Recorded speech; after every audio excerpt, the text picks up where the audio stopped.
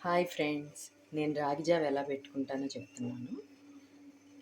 ఇలా నీళ్లు కొన్ని తీసుకొని మరిగాక ఒక 2 స్పూన్స్ రాగి పిండి తీసుకుంటాను. తీసుకొని ఇది వాటర్‌లో కలిపేసి ఆ వాటర్ మరిగాక ఈ రాగి లిక్విడ్ కలిపేస్తాను.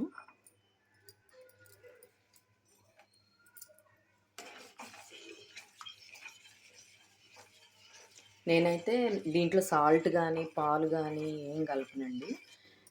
నేను మజ్జిగ కలుపుకుంటాను. నేను నైట్ కొంచెం రాగి జావకని చెప్పి కొంచెం మజ్జిగ ఉంచుకుంటాను ముందు రోజు నైట్‌వి.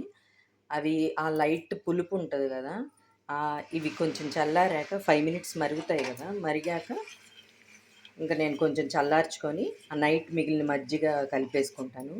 ఆ పులుపుకి ఇది రాగి జావ తాగుతుంటే వెళ్ళిపోతది. తాగగలము.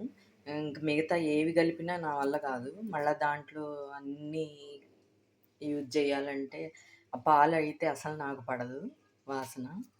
అందుకని చెప్పి నేను ఇలా తాగుతాను ఫ్రెండ్స్. నేను ఇలా కలిపాక సిమ్‌లో పెట్టి ఒక 5 మినిట్స్ అయ్యాక ఇంకా మరిగాక ఇంకా ఆపేస్తాను. మీరెలా చేస్తారో కామెంట్ చేయండి ఫ్రెండ్స్. నా వీడియోలు నచ్చితే లైక్ చేయండి, షేర్ చేయండి, కామెంట్ చేయండి. Bye friends.